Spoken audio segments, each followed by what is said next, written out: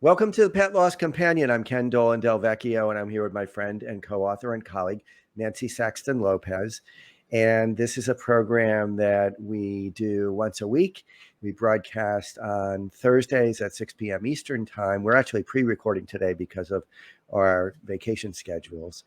And it's an opportunity for us to share information that we first shared in our book, The Pet Loss Companion, Healing Advice from Family Therapists Who Lead Pet Loss Groups. And that book was a compilation of what we learned over decades of facilitating pet loss groups for people in New Jersey.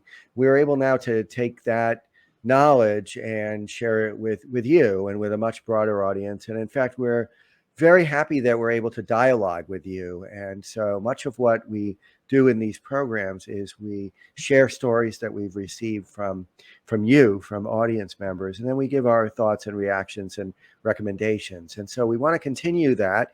And so if you'd like to get in touch with us, you can reach me via email at kenddv@gmail.com.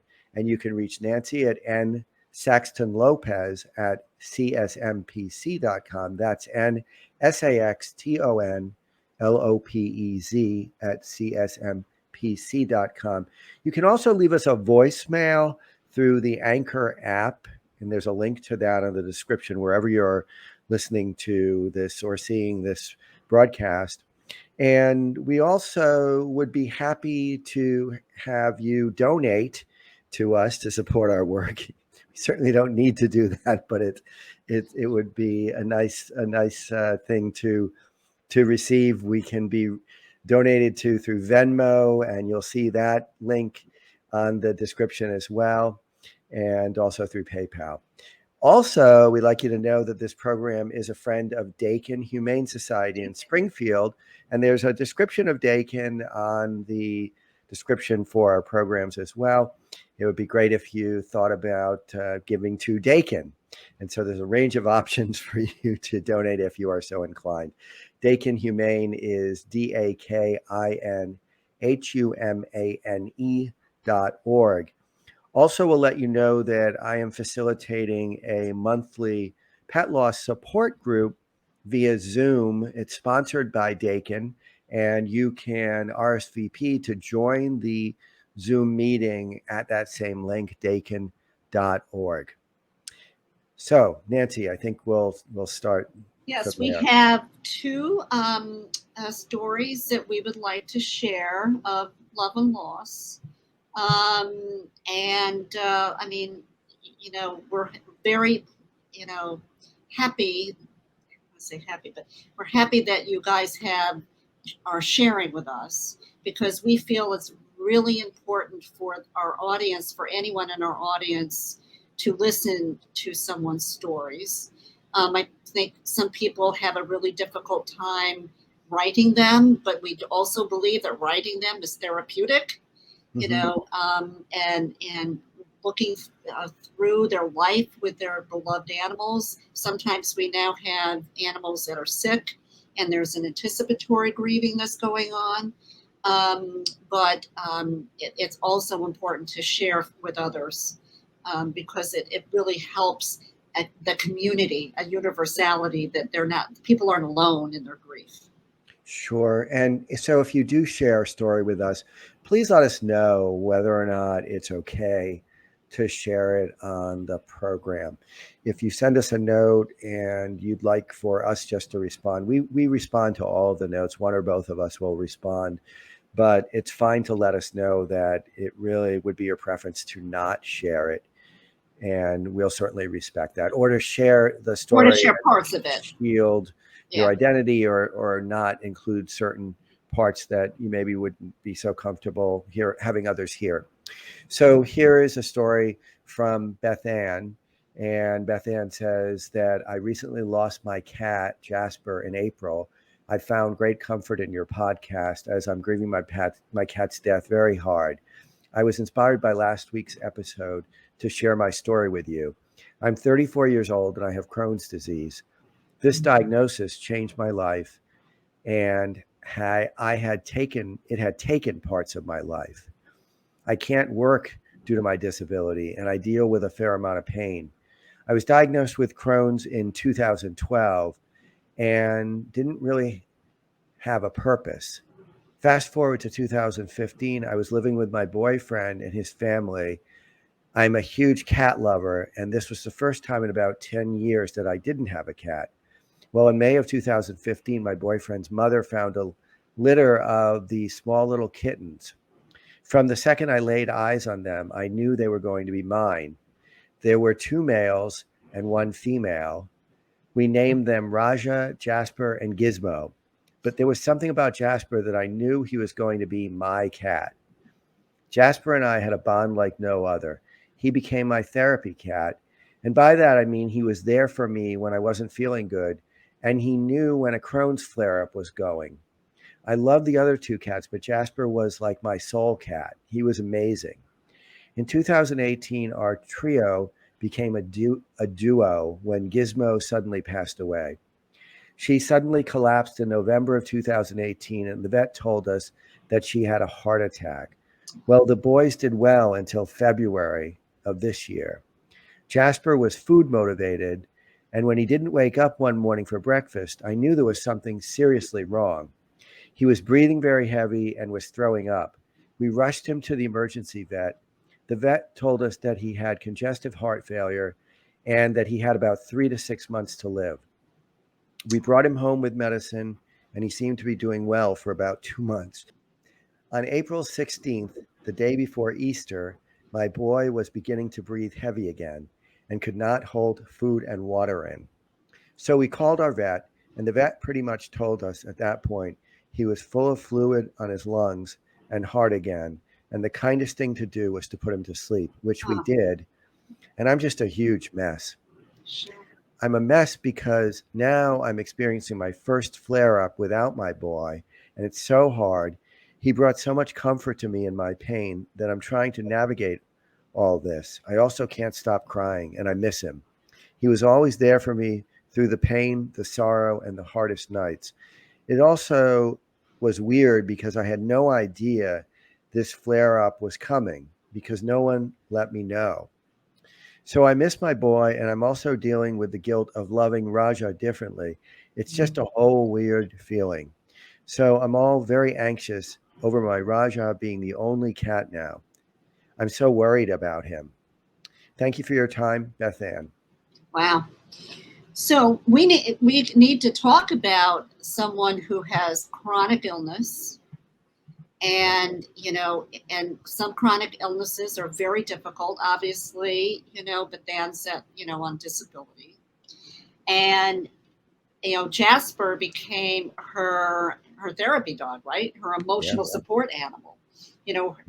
As she said, her soul cat, but also her heart cat, right? And So, he could also sense when a Crohn's episode was coming. and so for her, no matter if she loved Gizmo and Raj, Right. and as she loved them, but Jasper really was, her animal, her cat, and of course after he died, and yes, there was congestive heart failure, and yes, he lasted a few months, and then of course it overpowered him. But she did have a flare up of her Crohn's, and that would be a normal response to that, unfortunately. Yeah, it's very common when you have a major loss to have whatever kind of signature stress symptoms you have to really hit hard. And Crohn's is an illness that's activated sometimes by a lot of stress, as all chronic illnesses are. And so it makes sense that she might have a flare up. And we're also, thinking about how you can love all of your animals, but you may have that heart or soul animal. Yep. And she's feeling, it sounds like, a little bit guilty about Raj, right? Yeah. Raj. So, we want to help her, be good with herself about this. To just because forgive herself about, that she may have loved, and her belief is she may have loved Jasper more. we we love all of our animal companions in a special way, and it's not identical one to the next. And there are some that touch us more deeply than others, but that doesn't mean that we don't love our other animal companions, and it doesn't mean that we have anything to feel bad about. That's simply the way relationships work.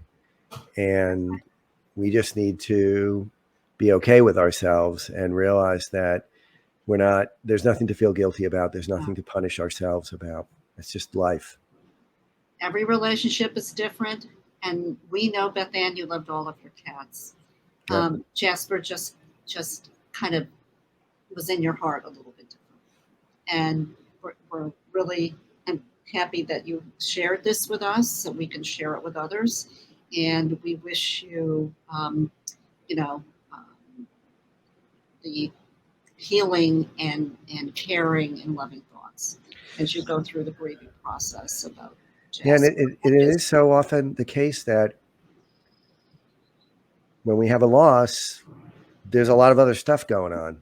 Yeah. It doesn't happen in a vacuum, and it often doesn't happen when we're at the very best in terms of the rest of our lives being low stress, the rest of our lives being really positive. Sometimes we're really struggling, and then we have a loss, and so it complicates it. And I feel like that's Yes. something that Beth Ann is dealing with. And as you said, Nancy, we wish her the best and take good care of. We hope she takes good care of herself and continues on to feel okay about her relationship with her other Raj. animal Right. companion.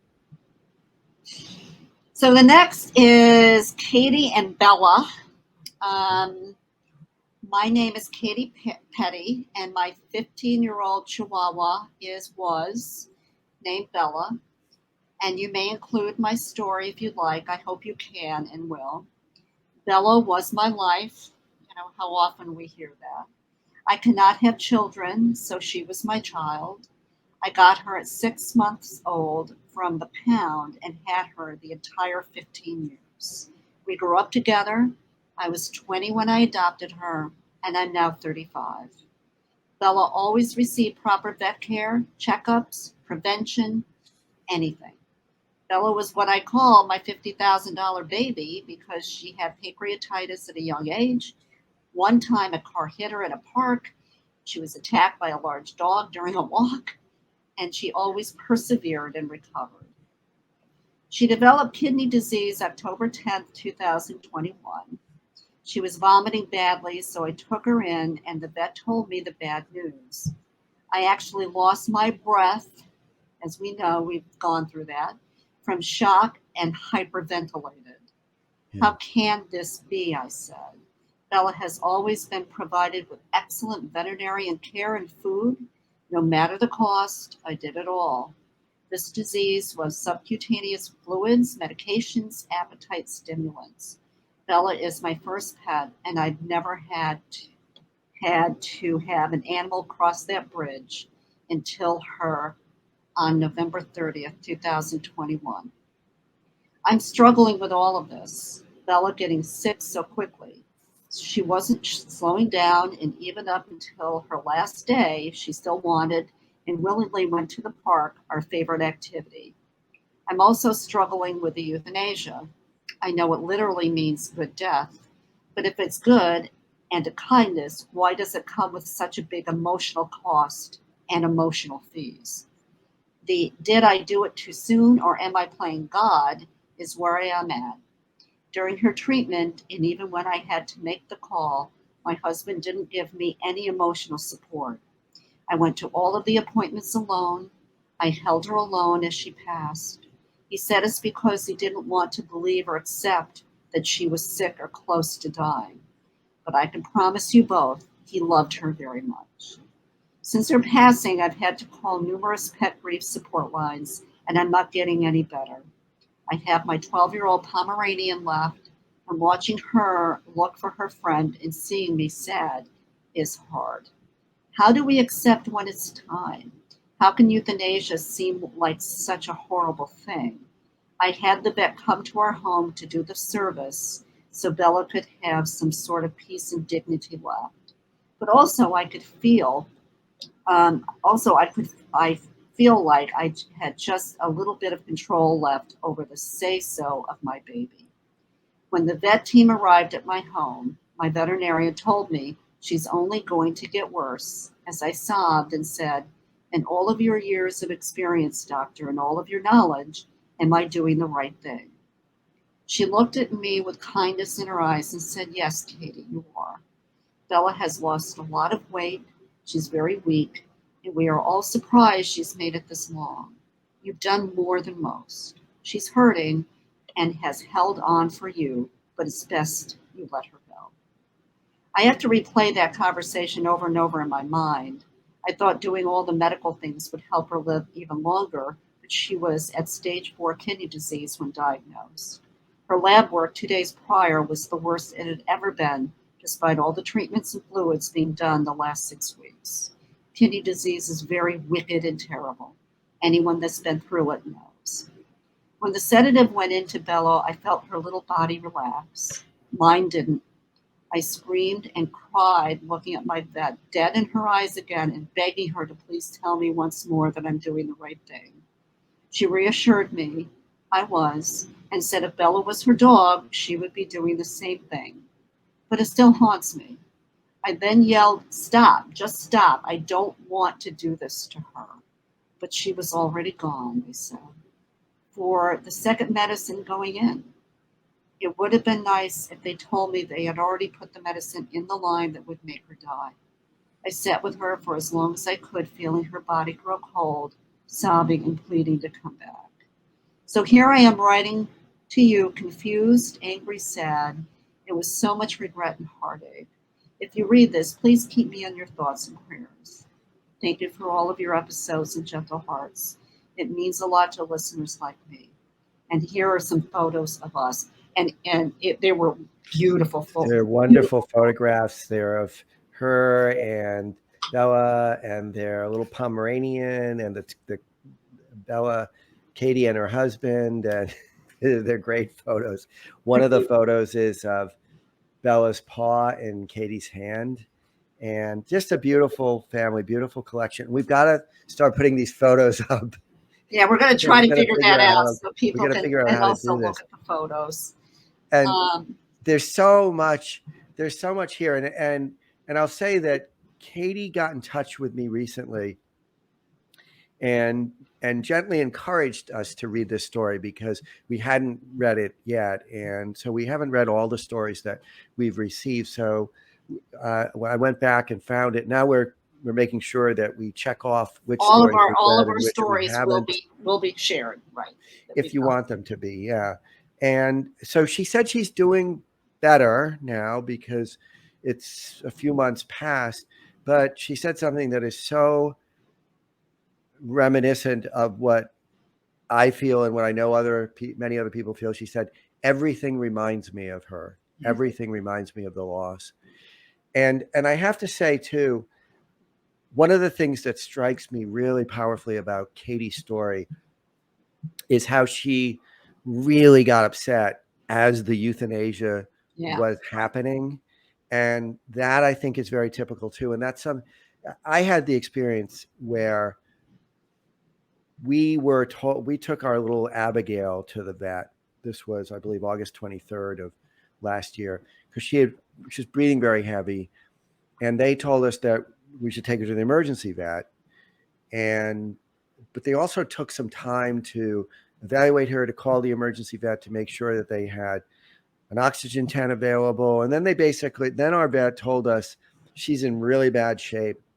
You know, we're going to give her some more Lasix, which she actually had taken some already, and see if we can't, bolster her to get her to the vet. Anyway, my husband and I got in the car. My husband is holding her, and she started dying. I mean, really for real dying, like convulsing and just kind of straight.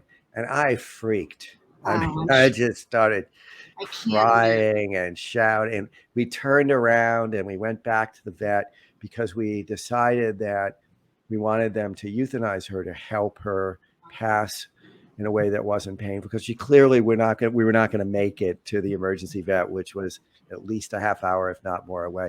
But I always remember that I sort of lost it, and I felt like and I've said to Tim a number of times, I don't feel great about the fact that if Abigail heard that, she heard such distress, and he will say, well, she was already gone, which I think she pretty much was.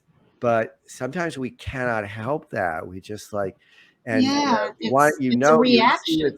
it's just such an intent, because we love them so much, and when we see that they're dying, it is overpowering for some of us on certain occasion, for certain of our pets. And so I really resonate with what Yeah. Katie's saying. And that the whole question of the vet telling, it sounds like she had a really nice Yeah. vet, a really supportive Yes. vet, A really who kind. told her the magic words. I think that it's great to hear from your vet. If it were my pet, I would I be would do doing this. And sometimes veterinarians they don't want to say that, because they don't want to tell you what to do. I think there's a ethical, No veterinarians want to say, yes, you should yeah. do this And anymore. so, but it's so comforting to hear that. And so it's very clear that this dog, this little Bella, was just absolutely of crucial importance, like one of the primary relationships for Bella, as so many of our pets are. And also, it was one of those pets where she had to take care of her a lot. She had to do a lot of intimate care. She had pancreatitis at a Yeah, young multiple age. medical She had issues. all kinds of medical issues. And that builds a kind of intimacy that is unparalleled. When you have to be giving your dog medication and watching them really carefully, and maybe giving them subcutaneous fluids, or just kind of monitoring so much about the way they're doing and behaving, the level of intimacy and connection is monumental. And so we we thank Katie for sharing this story. Also, it's good that she said that her husband didn't give her any emotional support, and yet they've talked that through, obviously, Yeah. and they understand that it's not like he didn't care, or No, it and she didn't made that matter to clear that him. he No, really loved he her. was just in a different place in But his he grief. he He could was disbelieving. He was right. numb. He was in denial a little bit, which is not an uncommon thing either, right? Very common, and very Um, common. So that they were able to navigate that is such an important, like, there's no right way to do this. And we yeah, have to be gentle with the people who are part of our lives when we're going exactly. through this. We have to be really empathic and give them the benefit of the doubt and listen to what they have to say, because they may experience the loss and the grieving journey very, very differently than we do. And also, I think it really showcases the euthanasia decision Yeah. and how hard that is for any of us to make that decision. Um, and so she struggled with that, and I'm sure that he struggled with that, and because he didn't even come to the euthanasia. Yeah. So, and like you said, it would not be uncommon for her to have that reaction. But I do think that's interesting, that the two shots are very close together. I Yeah. mean, at least from what I've experienced over the last few years. Yeah. There's one shot to relax, and then the other shot goes. Now, I'm sure that I would hope that veterinarians talk about that. But when you're grieving and when you're anxious and when you're in that emotional state, it's sometimes hard to hear Oh, exactly, sure. Yeah. what, Yeah. what they're saying. Yeah. Yeah. It's Um, but we understand that. I will say this, and Susan Cohen said this beautifully. I always give her credit, but she said it. She said it actually on television. Now, Susan Cohen was the grief counselor at the Animal Medical Center in New York. She was one of the first people in the field. And what she said is, "You didn't kill your dog. the disease, or cat, your pet, the disease does. That the disease is killing. Yeah, You know? you just ease the transition or ease their suffering, and it's an amazing gift. It's an Right. amazing gift, and we were recently sharing another story where the person who's telling the story was saying that they made the decision to let their dog go because they knew they weren't having any pleasure in their life, and they didn't want to hang on to them for just for themselves. Themselves, right? And so it's amazingly, as I believe this person said, it's an impossible decision, but you have to make it. Right. If you're gonna, it if you really love is your a hard. dog, you love your pet, and you want to end their suffering, you have to make that decision. But there is some control over that, Yep. and that's, I mean, like when you experience Abigail dying, right? Yeah. And there was not anything that you could do. I've never had to do that. Either my animals died at the vet or we euthanized them, right? So I've never really seen that process, which I think would make me. Well, it was, so we got back to the vet, and she was still alive technically, and the vet couldn't find a vein to put in. So she jabbed her 2 times. And then I said to the veterinarian, who was part of the practice, but we'd never worked with her before, I said, no, don't do it again. We'll just hold her and let her go. Because it made no sense to me that you would keep, she was a tiny little dog. She was 5.5 Right. pounds. And the situation was extreme. She was lying on her back, and we were holding her, and the vet was trying to find a vein. And I think she might have said something to me like, I can inject it directly into the heart. Yes. And Right. that horrified me at that moment. I'm like, because she was clearly almost gone, and she was gone. And I think within you guys seconds. made a good decision with that. I mean, Yeah. I had a client that I work with that she had a euthanasia at home, and this was just a vet she didn't know, right? And the vet came in, it could not find a vein, and did do the injections into the heart. Now that the client just she had a breakdown, and the vet was upset because she couldn't find a vein, and she said the only thing I can do is this, and then she injected the fluid into the heart. And I'm no matter how you slice it, it's horrible. Yeah, it can be a very hard thing, and in our case, Abigail was very near death. Yeah. Yes, she was. We brought her back there because she looked to be in extraordinary discomfort. I mean, she also didn't.